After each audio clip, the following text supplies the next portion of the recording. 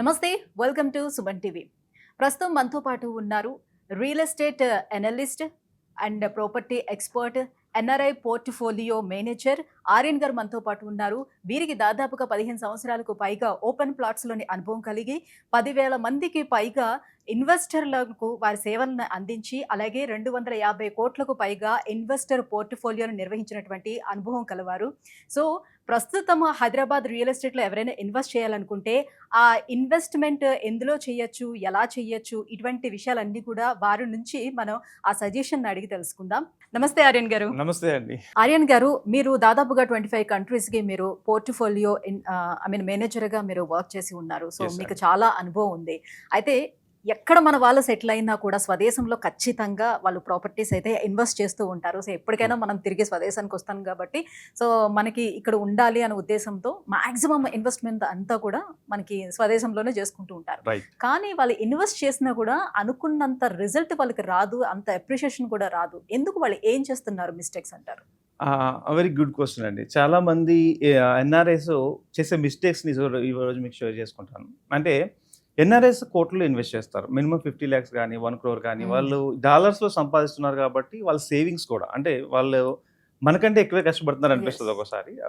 వేరే కంట్రీలోకి వెళ్ళి మనందరినీ వదిలేసి అక్కడ ఉండి సో కష్టపడి సంపాదిస్తున్నారు. ఈ సంపాదించిన డబ్బుని ఎక్కడైనా ఇన్వెస్ట్ చేయాలంటే ఫస్ట్గా దేశం మీద ప్రేమ ఉంటుంది మనకి. సో అందు గురించి ఇండియాలోనే ఇన్వెస్ట్ చేయాలని వాళ్ళు బాగా ఉంటారు. ఇండియాలో దట్టు హైదరాబాద్లో ఇన్కమ్ అంటే రిటర్న్స్ బాగుంటాయి కాబట్టి అప్రిషియేషన్ బాగుంటుంది కాబట్టి హైదరాబాద్లో ఇన్వెస్ట్ చేయాలనుకుంటారు.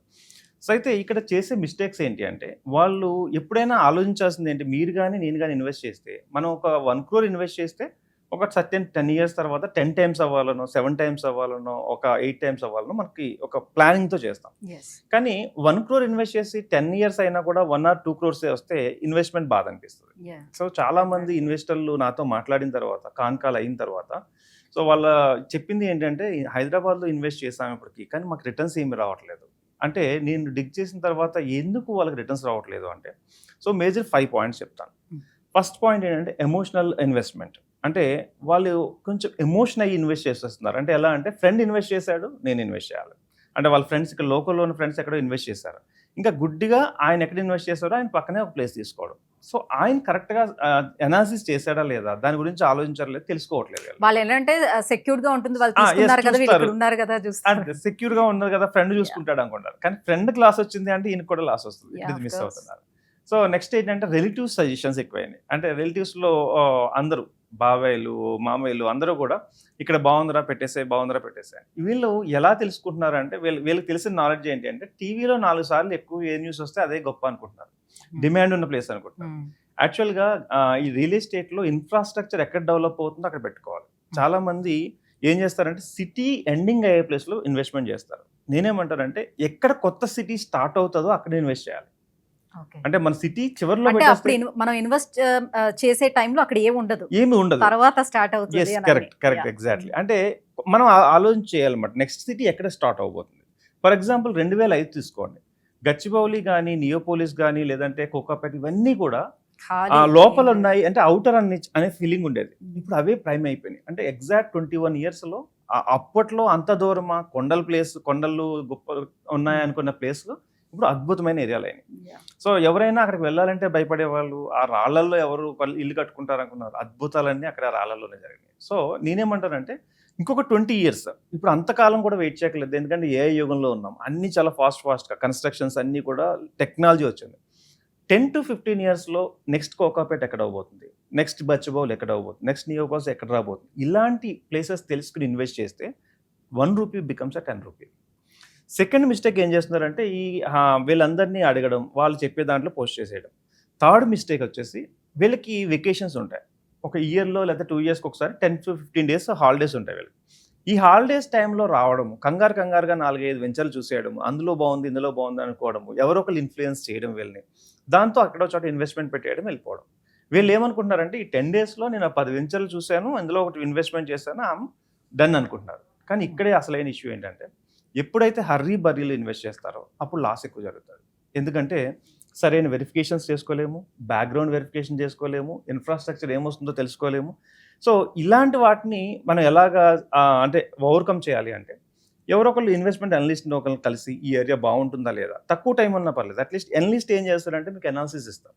ఆ ఏరియాలో ఆర్ఓఐ ఎలా వస్తుంది, రిటర్న్ ఆన్ ఇన్వెస్ట్మెంట్ ఎలా ఉంటుంది, అప్రిషియేషన్ ఎలా ఉంటుంది, 5 years తర్వాత గ్రోత్ ఎలా ఉంటుంది, is it a growth corridor or not, and government projects ఏమన్నా ఉన్నాయా లేదా, ఇలాంటి విషయాలన్నీ కూడా తెలిసింది ఒక అనలిస్ట్ని ఎవరైనా పట్టుకుంటే మీరు వాళ్ళకి సజెషన్ బాగా చేస్తారు. బట్ మీరేం చేస్తారు అంటే, వీళ్ళు ఏం చేస్తారు అంటే, ఎవరో ఒకళ్ళ ఫ్రెండ్స్ నుంచో లేదా రిలేటివ్స్ నుంచో పట్టుకుని ఆ 20 daysలో రిజిస్ట్రేషన్ కంప్లీట్ చేసుకుని వెళ్ళిపోవాలనే తాపత్రయంలో మిస్టేక్స్ చేస్తుంటారు. అంటే ఇంకొంతమంది 3 yearsకో 5 yearsకో కానీ రాలేరు ఎస్, వాళ్ళు. ఒక్కొక్కసారి వస్తారు. అలాంటప్పుడు వాళ్ళు ఇన్వెస్ట్ చేయాలనుకుంటే ఉన్నటువంటి మార్గం ఏంటి? అంటే ఇప్పుడు నాకున్న 25 కంట్రీస్లో నేను ఎలా చేస్తానంటే, వాళ్ళు ఏం రారు కూడా. సో నేను ఇన్వెస్ట్మెంట్ రిపోర్ట్ పంపిస్తాను, వాళ్ళు బ్యాక్గ్రౌండ్లో చెక్ చేసుకుంటారు. అంటే ఆన్లైన్లో, అంటే ఒక వీడియో కాల్లో వాళ్ళకి సైట్ చూపిస్తాము. దాంతోపాటు ఇక్కడ ఎవరో ఒకరు రిలేటివ్స్ ఉంటారు వాళ్ళకి, అంటే వాళ్ళ పేరెంట్స్ కావచ్చు, వాళ్ళు ఎవరైనా సిస్టర్స్ కావచ్చు, వాళ్ళు వచ్చి విజిట్ చేస్తారు. విజిట్ చేసిన తర్వాత ఇక వాళ్ళతో నెగోషియేషన్ అంతా వాళ్ళతో జరుగుతుంది. ఇలా ఇన్వెస్ట్మెంట్లు జరుగుతున్నాయి. చాలా ఇన్వెస్ట్మెంట్లు 90% ఆఫ్ ది ఇన్వెస్ట్మెంట్లు ఇన్వెస్టర్ ఎవరు రారు, వీళ్ళ రిలేటివ్స్ కానీ ఫ్రెండ్స్ కానీ చూస్తారు. బట్ బిఫోర్ దట్ మేము అనాలిసిస్ రిపోర్ట్ ఇస్తాము. ఆ రిపోర్ట్ చూసుకుని వాళ్ళు కూడా మళ్ళీ అనాలిసిస్ చేసుకున్న తర్వాత నెక్స్ట్ నెగోషియేషన్ తర్వాత సైట్ విజిట్ తర్వాత డాక్యుమెంటేషన్. ఇప్పుడు వాళ్ళు వచ్చి రిజిస్ట్రేషన్కి రావడం అవసరం లేదు, మనకు ఫామ్స్ పంపిస్తే చాలు, రిజిస్ట్రేషన్ కంప్లీట్ అయిపోతుంది అన్నమాట. అంటే వీళ్ళకున్న భయం ఏముంటుందంటే, ఎందుకు సిటీ లోపల ఎక్కువగా చూడాలి, చుట్టూ ఏమున్నాయని చూసుకుంటున్నారు. మీరు అంటున్నారు సిటీ స్టార్ట్ ఇంకా అవుతుంది అనే దాంట్లో పెట్టమని అంటున్నారు. వాళ్ళందరికీ ఉన్న భయం ఏముంటుందంటే, ఎవరైనా ఆక్యుపై చేసుకునే ఛాన్స్ ఉంటుందో, లేకపోతే అలాంటి ప్లాట్స్ అన్ని డబుల్ రిజిస్ట్రేషన్ ఉండొచ్చేమో, మనం ఇక్కడ ఉండాము, ఏం జరుగుతుందో కూడా మనకు తెలియదు కదా అనే భయం ఉంటుంది. కరెక్ట్ పాయింట్ అండి. చాలా మందికి భయం ఉంటుంది. బట్ కాకపోతే మేము సజెస్ట్ చేసే ప్రాజెక్టులు HMDA, DTCP, RERA approved projects. అంటే దీంట్లో ఏ భయం ఉండదు. అంటే లైక్ ఏంటంటే, డబుల్ రిజిస్ట్రేషన్స్ కోపే ఉండదు first of all. Next government approval లేఅవుట్లే మేము సజెస్ట్ చేస్తాం. Government approved with RERA registration అంటే ఇంకా స్ట్రాంగ్ కొంచెం. అండ్ ఇంకొకటి ఏంటంటే, గేటెడ్ కమ్యూనిటీస్ లాంటి ప్రాజెక్టుని సజెస్ట్ చేస్తాం. అంటే ఏమవుతుంది అంటే, దాంట్లో ఒక కాంపౌండ్ వాళ్ళు, 24/7 security, minimum 5 to 10 years maintenance కూడా ఇచ్చేలా చూస్తాం మేము. సో అంటే మా దగ్గర ఇన్వెస్ట్ చేయడానికి స్కోప్ ఎందుకు ఎక్కువ మంది చేస్తూ ఉంటారంటే, అప్రూవల్స్ మేమే చూసుకుంటాం.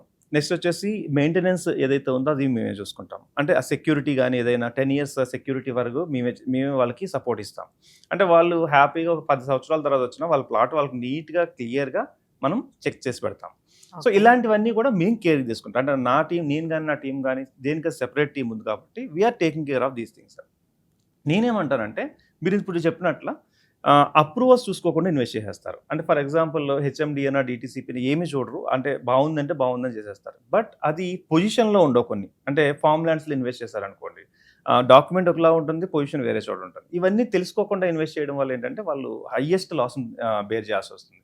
సో మేము చెప్పేది ఏంటంటే, మేజర్ 5 points చెప్తారండి. ఇవి చూసుకుంటే, ఈ మిస్టేక్స్ చేయకుండా ఉంటే ఎన్ఆర్ఐలు 100% మంచి ఆర్ఓఐ అంటే మంచి అప్రిషియేషన్ తీసుకోవచ్చు. ఫస్ట్ వన్ ఏంటంటే, ఫ్రెండ్స్ని బేస్ చేసుకుని ఇన్వెస్ట్మెంట్ పెట్టకూడదు.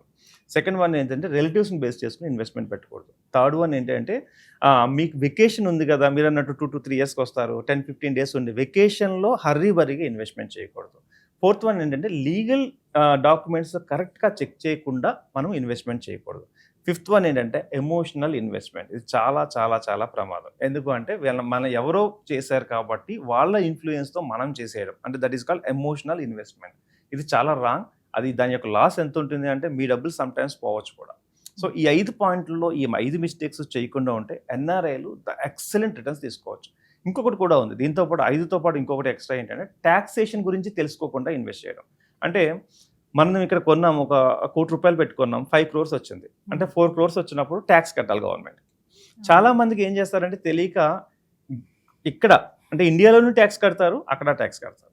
దీంట్లో చిన్న లాజిక్ ఏంటంటే, ఇక్కడ ట్యాక్స్ కడితే అక్కడ మనము దాన్ని అక్కడ కట్టక్కర్లేదు. ఇలాంటివన్నీ కూడా మేము సజెస్ట్ చేస్తాం. అంటే ఎలాంటి ట్యాక్స్ కట్టాలి, ఎప్పుడు కట్టాలి, ఎంత ప్రైస్లో కట్టాలి, ఇవన్నీ కూడా మేము సజెస్ట్ చేస్తాం. ఇది తెలియకపోతే ఏమవుతుందంటే, సపోజ్ ఒక 30% అనుకుందాం, ఇక్కడ 30 lakhs అయింది అనుకుందాం అనుకోండి, మళ్ళీ అక్కడ 30 lakhs అంటే మనం పెట్టిన ఇన్వెస్ట్మెంట్ అంతా ట్యాక్స్లో అయిపోతుంది. సో ట్యాక్సెస్ అనేది తెలుసుకోకుండా పెట్టడం. అండ్ వన్ మోర్ ఇంపార్టెంట్ ఏంటంటే, ఎగ్జిట్ ప్రాసెస్ తెలియకుండా మనం ఇన్వెస్ట్ చేయడం. ఎగ్జిట్ అంటే ఏంటంటే, ఈరోజు ఇన్వెస్ట్ చేసాము, రేపు నా ప్లాట్ని ఎవరు కొంటారు అది తెలుసుకోవాలి ఖచ్చితంగా. అలా తెలుసుకోకుండా పెట్టినప్పుడు ఏమవుతుందంటే, ఎన్ని సంవత్సరాలైనా ప్లాట్ అనేది ఉంటుంది తప్ప దాన్ని సేల్ చేయలేము. సో ఎగ్జిట్ ప్రాసెస్ కూడా ఖచ్చితంగా తెలియాలి. ఈ 5తో పాటు ఈ 2 కూడా చాలా ఇంపార్టెంట్. ఈ మిస్టేక్స్ కూడా చేయకుండా ఉంటే ఎన్ఆర్ఐలు చక్కగా మంచి ఇన్వెస్ట్మెంట్ ఇండియాలో వాళ్ళు తిరిగి వచ్చేసరికి రిటర్న్స్ ఎలా ఉంటాయి అంటే, వాళ్ళ పడ్డ కష్టం ఇక్కడ అప్రిషియేషన్ రూపంలోనూ ROI రూపంలోనూ ఎక్సలెంట్ కనబడి ద కరోడ్పతిస్ అవ్వచ్చు చెప్పాలంటే. రైట్. మరి అటువంటి ఎన్ఆర్ఐస్ మీలాంటి వాళ్ళని అప్రోచ్ అవ్వాలి అని అంటే ఉన్నటువంటి వే ఏంటి? ఎలా అప్రోచ్ అవ్వచ్చు మిమ్మల్ని? యా. సో ఎవరైనా ఎన్ఆర్ఐలు మీరు ఒక ఇన్వెస్ట్మెంట్ రిపోర్ట్ ఏమన్నా కావాలంటే ఏదైనా ఏరియాలో ఇన్వెస్ట్ చేయాలనుకున్నప్పుడు దానికి సంబంధించిన గ్రోత్ కారిడార్స్ ఏంటి, ఆ ఏరియాలో ఉన్న ఇన్వెస్ట్మెంట్ ఆపర్చునిటీస్ ఏంటి, వీటన్నిటి గురించి ఒక రిపోర్ట్ నేను రెడీ చేసి ఇస్తాను. సో ఎవరైనా ఒక కాల్ కావాలి అనుకుంటే వాట్సాప్ నెంబర్ చెప్తాను. ఆ నెంబర్కి మీరు కనుక హాయ్ చెప్పి మీ డీటెయిల్స్ ఇస్తే నేను ఒక 30 minutes ఫ్రీ కాల్ ఇస్తాను. ఆ కాల్లో మీకు కావాల్సిన డౌట్స్ అన్నీ కూడా క్లారిటీ చేసుకోవచ్చు. నెంబర్ వచ్చేసి 9391151121. యా, థ్యాంక్ యూ అండి. Thank you.